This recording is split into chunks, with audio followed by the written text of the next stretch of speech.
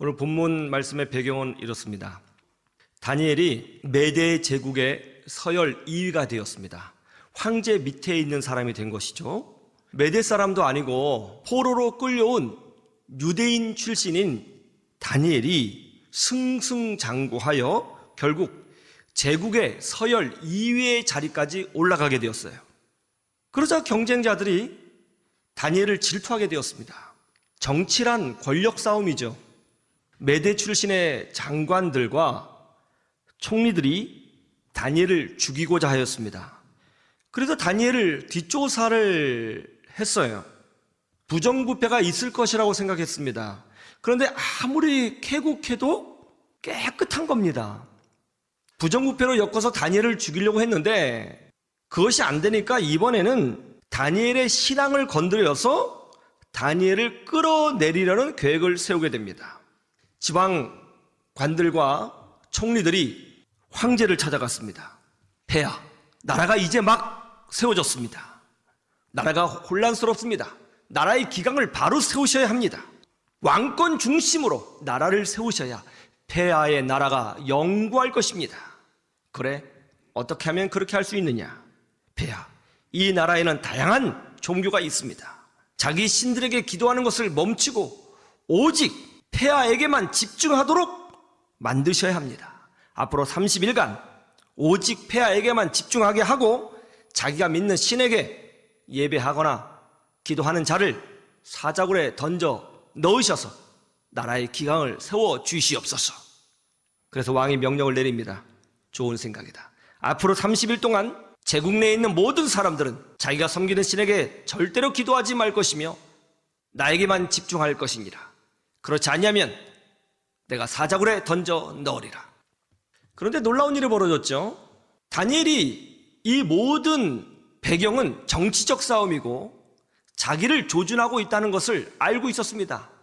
다니엘은 그럼에도 불구하고 오늘 말씀해 보니까 자기 집에 돌아가서 보란듯이 창문을 열어놓고 하루에 3번씩 하나님께 기도했다는 것입니다. 물론 그 집에는 다니엘의 정적들이 다니엘을 지켜보고 있었겠죠. 그런데 창문을 열어놓고 하루에 3번 하나님께 기도했다는 거예요. 그런데 어떤 기도를 했다고 그러죠? 오늘 말씀해 보니까 감사의 기도를 했다는 것입니다. 지금 정치 싸움이 벌어지고 있습니다. 피바람이 불 것입니다. 정적들이 다니엘을 죽이려고 하고 있습니다. 30일 정도 참으면 됩니다. 그러면 30일 정도는 기도 안 하고 이 바람이 지나갈 때까지 가만히 있으면 되자 하고 다니엘이 기도 안 할 수도 있습니다. 그러나 다니엘은 기도했습니다. 그것도 창문을 열어놓고 보란듯이 기도했어요. 어떤 기도를 했다고요? 감사 기도를 했습니다. 적을 물리쳐달라는 기도를 할 수 있고요, 이 위기 속에서 자기를 구원해달라고 하는 간절한 기도를 하나님께 올려드릴 수도 있어요. 이 고난과 아픔에서 보호해달라고 간구할 수도 있습니다. 그런데 다니엘은 놀랍게도 이런 정치 싸움이 심각해지는 상황에서, 죽을 수 있는 상황에서, 모함받고 있는 상황에서, 공격받고 있는 상황에서, 적들에게 둘러싸여 있는 상황에서 하나님께 감사 기도를 했다는 것입니다. 성경에 보면 하나님의 사람들은 감사할 수 없는 상황에서 감사하며 살았습니다. 예수님은 광야에서 물고기 2마리를 들고 5,000명 앞에서 감사기도 하셨습니다. 물고기 2마리가 5,000명에게 얼마나 큰 능력이 되겠습니까? 그러나 예수님은 그 광야에서 물고기 2마리를 들고 감사기도 하셨습니다. 하나님의 사람은 광야에서도 감사하며 삽니다. 사도 바울과 실라는 복음을 전하다가 모함을 받아서 지하 감옥에 갇혔습니다. 냄새가 나고 벌레가 기어다니고 매우 습한 곳이었습니다. 위생적으로 엉망인 지하 감옥이었습니다. 이제 날이 새면 죽을지도 모릅니다. 그런데 바울과 실라는 어둡고 냄새나고 벌레가 기어다니고 또 죽을 수밖에 없는 그 절박한 상황 속에서 하나님을 찬미하며 감사하게 되었습니다. 하나님의 사람은 지하 감옥에서도 감사하며 삽니다. 그러자 지진이 일어나더니 옥문이 열리게 되고 그 안에 있는 사람들이 하나님의 권세를 보게 되었고 감옥을 지키는 간수장이 떨며 나와 사도 바울을 통하여 복음을 듣고 예수님을 영접하는 기적이 일어났습니다. 사도 바울이 모함을 받았던 그 현장, 죽을 수 있는 그 현장에 교회가 세워지는 역사가 일어나게 된 것입니다. 성경에 보면 하나님의 자녀들은 어떤 환경에 있든지 감사하며 살았습니다. 그리고 감사의 능력으로 세상을 이겼습니다. 다윗은 사울 왕에게 평생 쫓겨다녔습니다. 억울한 상황이었죠. 답답한 상황이었죠. 복수하고 싶었겠죠. 화가 나죠. 섭섭하죠. 모든 세상 사람들이 자기를 미워하고 버린 것 같았을 것입니다. 광야는 풀 한 포기가 없는 땅입니다. 먹고 살기가 힘들죠. 그런데 그 돌바닥에서 잠을 자면서 다윗은 시편을 통해서 이렇게 고백합니다. 내가 여호와께 감사하리이다. 고난이 있었지만 다윗은 이스라엘의 왕이 되었습니다. 우리는 지금 코로나 시대에 살고 있습니다. 하나님의 사람은 코로나 시대에도 감사할 수 있어야 합니다. 우리가 하나님께 그럼에도 불구하고 감사할 때 내 삶을 도우시고 내 삶 가운데 임재하시고 하나님을 보여주시는 역사를 경험하게 되리라 저는 확신합니다. 여러분들 그 하나님 만나시기를 주님의 이름으로 축원합니다. 그러면 이 코로나 시대에 우리는 어떤 방식으로 하나님께 감사해야 될까요? 다니엘을 통하여 그 지혜를 얻었으면 좋겠습니다. 첫 번째로 가정의 감사를 채워야 한다는 것입니다. 오늘 본문 말씀 봤지만 한 번 더 볼까요? 굉장히 중요한 말씀이에요. 같이 10절 시작. 다니엘이 이 조서에 왕의 도장이 찍힌 것을 알고도 자기 집에 돌아가서는 윗방에 올라가 예루살렘으로 향한 창문을 열고 전에 하던 대로 하루 3번씩 무릎을 꿇고 기도하며 그의 하나님께 감사하였더라. 다니엘이 하나님께 감사하며 기도하고 있어요. 어디서 기도하고 있어요? 자기 집에 돌아가서는 윗방에 올라가 입니다. 자기 집에서 기도하고 있어요. 감사 기도하고 있어요. 다니엘은 총리였습니다. 총리가 3명이었는데요. 그 중에서 또 첫 번째 가는 총리였으니까 제국 서열 2위였습니다. 수많은 사람들이 질투했어요. 수많은 사람들이 죽이려고 했습니다. 정치적인 모략으로 다윗을 끌어내리려고 했습니다. 굉장히 스트레스가 많은 삶이었어요. 까딱하면 죽을 수 있는 상황이었어요. 얼마나 많은 어려움과 스트레스가 있었겠습니까? 그러면 집에 돌아와서는 그 스트레스를 풀어야 될까요? 다니엘이 그렇게 풀었을까요?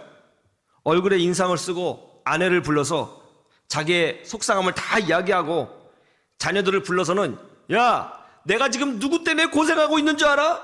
니들 왜 공부 안 해? 이렇게 혼을 냈을까요? 스트레스가 있는 삶이에요. 여러분, 높이 올라갈수록 스트레스가 더 셉니다. 죽을 수도 있는 절박함이 있습니다. 답답하죠? 많은 사람들이 자기를 미워하고 있습니다. 인간관계 힘들지요. 이 메대 국가에서 유태인으로 살아간다는 것, 인종차별이 있었습니다. 쉽지 않았을 거예요. 그럼에도 불구하고 다니엘은 어떻게 했다고 성경에 기록하고 있어요? 자기 집에 돌아가 윗방에 올라가서 감사기도 했다는 것입니다. 여러분, 이스라엘 사람들은요 대부분 통성기도합니다. 다 듣도록 기도해요. 그게 그들의 문화입니다. 그러면 아내도 그 기도 소리를 들었을 것이고 자녀들도 그 기도 소리를 들었을 것입니다. 다니엘은 가정에 감사를 채웠습니다. 가정이 화목해야 직장일도 잘할 수 있습니다. 가정에 기쁨이 있어야 건강한 삶을 살 수 있습니다. 행복을 느낄 수 있습니다. 가정이 평안해야 세상과 싸워서 이길 수 있고 참된 만족을 누릴 수 있게 되는 것이죠. 그런데 어떤 분은 가정에 감사를 심는 것이 아니라 두려움을 심어줍니다. 자신이 받은 스트레스를 가정에 다 쏟아내는 거예요. 가정에서 폭력을 행사합니다. 가정을 어두운 공간으로 만들어버립니다. 그러면 어떻게 되는 거예요? 자기도 힘들고 자녀도 힘들고 배우자도 힘들어지는 것이죠. 가정이 어두워지죠. 경직되죠. 웃음소리가 사라지게 되죠. 함께 밥 먹는 것이 불편하게 되죠. 그런데도 사는 사람은 자기뿐만 아니라 자녀들이나 배우자도 행복하겠어요? 힘이 나겠어요? 하루가 즐겁겠어요? 집에 돌아오는 것이 행복하겠습니까? 하나님의 사람들은 가정에 감사를 채워넣는 사람이 되어야 하는 것입니다. 자녀들에게 감사를 말해줘야 되는 거예요. 하나님 때문에 감사하는 모습을 남편에게 보여줘야 됩니다. 하나님 때문에 감사하는 모습을 아내에게 의도적으로라도 보여주셔야 합니다. 그럴 때 하나님이 임재하시는 거예요. 우리 하나님은 감사의 제사 가운데 임재하시는 거예요. 그런 모습을 본 자녀들이 얼마나 건강하게 살겠어요. 그런 모습을 본 자녀들은요, 인생에 어려움이 있어도 다시 하나님께로 돌아오고 다시 하나님께로 돌아오고 믿음으로 세워지게 되는 줄로 믿습니다. 여러분, 세계적인 찬양 가수 레나 마리아를 잘 아실 것입니다. 레나 마리아가 태어났을 때에 어떻게 태어났어요? 두 팔이 없고 한쪽 다리가 심하게 짧은 장애를 안고 태어났습니다. 레나 마리아가 태어났을 때에 아이를 받은 의사들과 간호사들이 너무 충격을 받아서 그 자리에서 악 하고 소리를 질렀다고 그래요. 아이가 태어났는데 부모에게 보여주지 않았습니다. 충격받을까 봐. 부모에게 한참 동안 설명을 했습니다. 마음에 준비하시라고. 그리고 부모에게 레나 마리아를 건네주었습니다. 싸개에 꽁꽁 쌓여있는 아이였습니다. 그 싸개를 착 풀어보니까 두 팔이 없고 한쪽 다리가 거의 없듯이 짧은 거예요. 그때 레나 마리아의 부모가 첫 마디로 이렇게 했다고 그러죠. 하나님 감사합니다. 이렇게 예쁜 아이를 저희에게 주시다니요. 레나 마리아의 부모님은 가정에 감사를 심는 부모였어요. 이 아이 장애가 있었지만 건강하게 자랐습니다. 수영 선수가 되었죠. 그래서 세계 선수권 대회에 나가서 금메달을 여러 번 땄습니다. 그리고 음대에 들어갔습니다. 찬양 가수가 되었습니다. 지금은 제가 알기로 손가락 5개 안에 드는 세계적인 찬양 가수로 활동하고 있습니다.